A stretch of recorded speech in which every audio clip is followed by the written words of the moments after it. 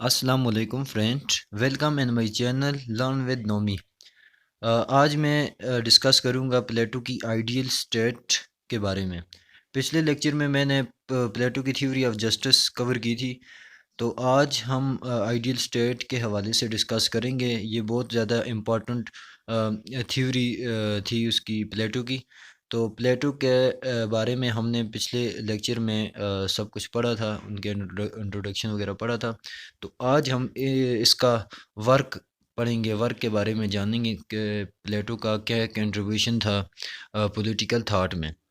ویسے تو پلیٹو نے بہت سارے کام کیے تھے، بہت سارا کنٹریبیوشن تھا، بہت سی بک انہوں نے لکھی تھی، جن میں ان کی جو فیمس بک تھی ان کے بارے میں ہم ڈسکس کریں گے۔ سب سے پہلے پلیٹو نے ریپبلکن بک لکھی تھی 386 BC میں، اور یہ ان کی پہلی بک تھی۔ اور زیادہ تر یہ جو کمونزم، پلیٹو کا کمونزم ہے، جسٹس ہے، آئیڈیل اسٹیٹ ہے، ایجوکیشن ہے، یہ تمام جتنی بھی تھیوری ہیں یہ ریپبلکن میں انہوں نے پریزنٹ کی۔ دوسری بک انہوں نے دا اسٹیٹس مین لکھی تھی 380 BC میں، یہ بھی کافی امپارٹنٹ بک ہے ان کی۔ اور اس کے بعد دا لاز بک تھی ان کی، آفٹر ڈیتھ کے بعد وہ بک جو تھی وہ لکھی تھی، لیکن وہ بھی پلیٹو کی ایک امپارٹنٹ بک میں ان کا شمار ہوتا تھا۔ تو پلیٹو نے اپنی آئیڈیل اسٹیٹ جو تھی وہ اپنی بک ریپبلکن میں دی تھی۔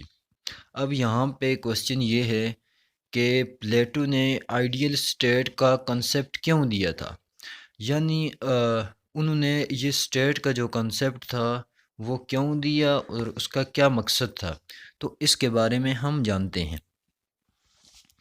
ویسے تو پلیٹو جو تھے وہ ایتھینین تھے، ایتھنز میں رہتے تھے، ایتھنز میں پیدا ہوئے۔ اس ٹائم ایتھنز کے جو حالات تھے کافی زیادہ خراب تھے، وار چل رہی تھی سپارٹا اور ایتھنز کے درمیان۔ اس وار کو پیلوپونیزین وار بھی کہتے ہیں۔ سوسائٹی میں جسٹس نہیں تھا، ڈس آرڈر تھا، کسی قسم کی وہاں پہ لوگوں کو ان کے رائٹس نہیں ملتے تھے۔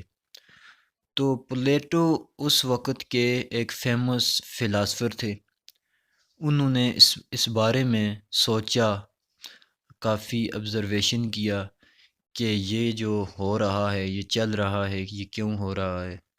تو پھر انہوں نے اپنی آئیڈیل اسٹیٹ کا کنسیپٹ دیا۔ اچھا، دوسری بات یہ ہے کہ پلیٹو کو فاؤنڈنگ فادر آف آئیڈیلزم کا کہتے ہیں، یعنی یہ آئیڈیلزم کے فاؤنڈر بھی تھے۔ انہوں نے آئیڈیا دیا کہ جب ایسی اسٹیٹ ہوگی تو وہاں پہ پراسپیرٹی ہوگی، جسٹس ہوگا، لوگ خوشحال ہوں گے، پیس ہوگا سوسائٹی میں۔ تو انہوں نے اپنی آئیڈیل اسٹیٹ کا کنسیپٹ دیا۔ تو اب ہم پلیٹو کی تھیوری پہ آ جاتے ہیں۔ سب سے پہلے تو پلیٹو نے یہ تھیوری اپنی بک ریپبلکن میں پریزنٹ کی۔ پلیٹو نے لوگوں کو ڈیوائیڈ کیا تھا اپنی اسٹیٹ کے اندر on the basis of analogy. Plato نے کہا کہ جس طرح ایک انسان کے اندر، ایک انڈیویجول کے اندر 3 کوالٹیز ہوتی ہیں، تو اس طرح ایک اسٹیٹ کے اندر بھی 3 کوالٹیز ہوتی ہیں۔ انہوں نے ڈیوائیڈ کیا تھا 3 کلاسز میں اپنی اسٹیٹ کو، یا سوسائٹی کو ڈیوائیڈ کیا تھا۔ اس نے کہا کہ ایک ریزن والی کلاس ہے، جس کو رولنگ کلاس بھی کہتے ہیں۔ کرج، جو لوگ اسپرٹ رکھتے ہیں، اس نے کہا کہ یہ سولجر کلاس ہے۔ تیسری ایپیٹائٹ کلاس، جو کہ ڈیزائر رکھتے ہیں فوڈ کے لیے، ان کو فارمر کہا۔ پھر پلیٹو نے اپنی تھیوری میں کمیونزم کو اسٹیبلش کیا، communism of property and communism of wives. Plato نے کہا کہ پہلی 2 کلاسز جو ہیں، جو ریزن والی ہیں، کرج والی ہیں، ان کو گارڈین کلاس بھی کہا کہ یہ لوگ اپنی پراپرٹی وغیرہ بھی نہیں رکھیں گے، اور نہ ہی ان کے پاس ان کی بیویاں ہوں گی۔ پلیٹو کا کمیونزم جو ہے وہ کارل مارکس کے کمیونزم سے کافی زیادہ مختلف ہے، ڈیفرنٹ ہے، کیونکہ اس کمیونزم کا مطلب یہ تھا کہ جو گارڈین کلاس ہیں، اپر دونوں جو کلاسز ہیں، وہ یہ 2 چیزیں نہیں رکھیں گے، یعنی communism of property and wives ہوگا۔ پھر پلیٹو نے کہا کہ انڈیویجول جو ہیں وہ اسٹیٹ کے لیے بہت زیادہ ضروری ہیں، وہ اسٹیٹ کا آرگن ہے۔ اس نے کہا کہ اسٹیٹ ایک باڈی ہے، اور جو بھی لوگ ہیں وہ ایک باڈی کے پارٹس ہیں یا آرگنز ہیں۔ وہ کہتا ہے کہ جس طرح اسٹیٹ جو ہے وہ اپنے لیول پہ فنکشن ریپریزنٹ کرتی ہے، اسی طرح انڈیویجول بھی فنکشن جو ہیں وہ ریپریزنٹ کرتے ہیں۔ وداؤٹ آرگن اسٹیٹ کبھی بھی جو ہے وہ فنکشن پرفارم نہیں کر سکتی۔ اب ہم پلیٹو کی تھیوری کے فیچرز پہ آتے ہیں، ان پہ ڈسکس کرتے ہیں۔ سب سے پہلی جو فیچر ہے وہ ہے ڈویژن آف کلاسز، یعنی پلیٹو نے اپنی سوسائٹی کو 3 کلاسز میں ڈیوائیڈ کیا تھا۔ پہلی کلاس کا نام جو انہوں نے دیا تھا وہ تھی ریزن کلاس، انٹلیکچل۔ وہ کہتے ہیں کہ ریزن کلاس میں وہ لوگ شامل ہیں جو ریزن رکھتے ہیں، جن کے پاس وزڈم ہوتا ہے، نالج ہوتا ہے۔ دوسرے جو تھی وہ کرج والی کلاس، جو اسپرٹ رکھتے تھے، جو بہادر تھے۔ اور تیسری جو تھی وہ ایپیٹائٹ کلاس تھی، یہ ڈیزائر رکھتی تھی ہمیشہ فوڈ کے لیے، اور یہ ایپیٹائٹ کلاس میں آ جاتے تھے، اس میں فارمر وغیرہ بھی آ جاتے تھے۔ پلیٹو نے پھر کہا کہ جو ریزن کلاس ہے اس کو فلاسفر ہونا چاہیے، یعنی سٹی اسٹیٹ کو یا اسٹیٹ کو رول کرنا چاہیے، کیونکہ ریزن کلاس جب رول کرے گی اسٹیٹ کے اندر اسٹیبلٹی آئے گی، پیس ہوگا، جسٹس ہوگا، کیونکہ یہ ٹھیک طرح سے اسٹیٹ کے افیئرس کو چلائے گی، کیونکہ ان کے پاس نالج ہوتا ہے، یہ ایکسپرٹس ہوتے ہیں اپنی فیلڈ میں۔ پھر اس نے کہا کہ جو لوگ اسپرٹ رکھتے ہیں، جن کے پاس بہادری ہوتی ہے، جو بہادر لوگ ہوتے ہیں، انہیں آرمی میں ہونا چاہیے، ایز اے سولجر کام کرنا چاہیے، کیونکہ جب وہ آرمی میں ہوں گے تو وہ اپنی اسٹیٹ کو ٹھیک طریقے سے پروٹیکٹ کریں گے، اپنے آپ کو پروٹیکٹ کریں گے، لہٰذا ان لوگوں کو سولجر ہونا چاہیے۔ تیسرا پلیٹو نے اپنی کلاس کے بارے میں کہا ایپیٹائٹ کلاس، یعنی جو لوگ ڈیزائر رکھتے ہیں فوڈ کی، اپنے پیٹ کے بارے میں سوچتے رہتے ہیں، ان لوگوں کو فارمر ہونا چاہیے۔ وہ نہ صرف اپنے لیے بلکہ اسٹیٹ کے لیے فوڈ پروڈکشن کا کام بھی کریں گے۔ پھر پلیٹو نے کہا کہ نیکسٹ فیچر ہے ایجوکیشن۔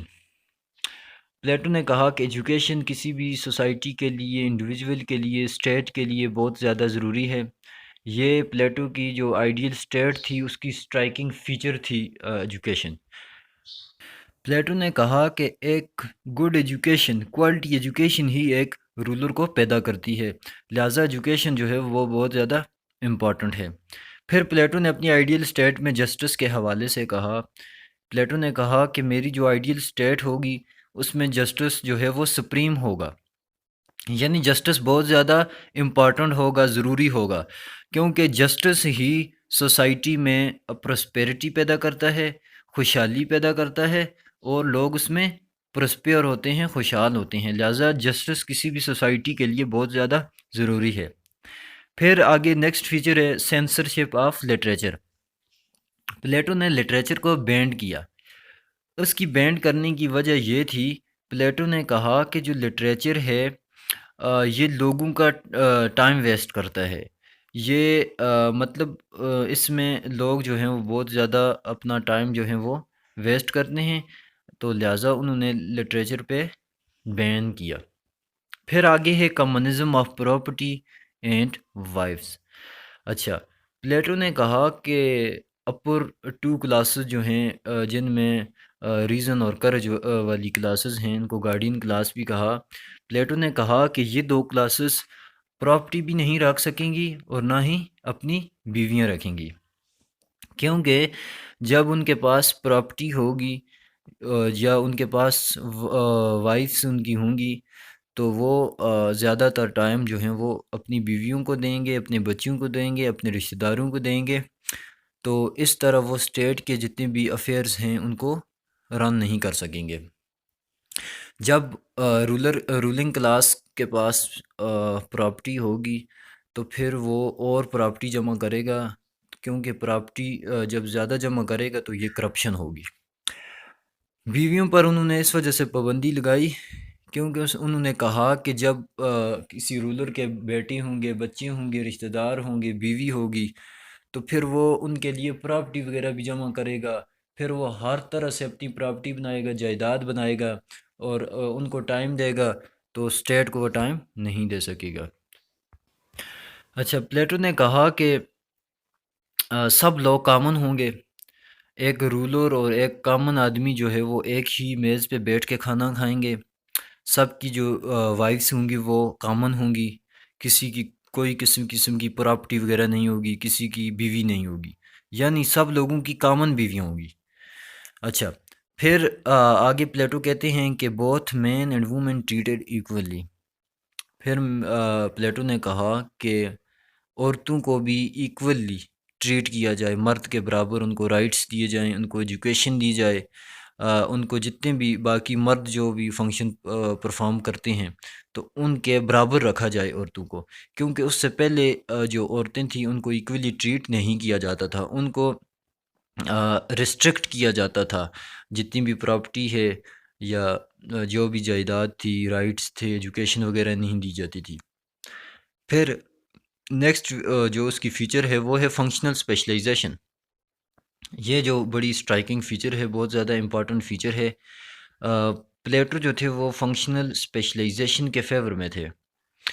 اکارڈنگ ٹو پلیٹو وہ کہتے تھے کہ ہر بندے کو اپنا فنکشن پرفارم کرنا چاہیے، یعنی ایک بندہ ایک ہی کام کرے گا۔ جس طرح انہوں نے کہا کہ رولنگ کلاس ہے، اس کا کام صرف اور صرف رول ہی کرنا ہے، باقی اس کا کوئی کام نہیں ہے، اور نہ ہی دوسری کلاس میں انٹرفیئر کرے گی، یعنی اپنا اپنا کام کرنا۔ جس طرح آرمی والی کلاس جو تھی وہ صرف اور صرف آرمی میں تھی، ایپیٹائٹ کلاس اس کا صرف اور صرف ذمہ داری جو ہے وہ فوڈ پروڈکشن ہے۔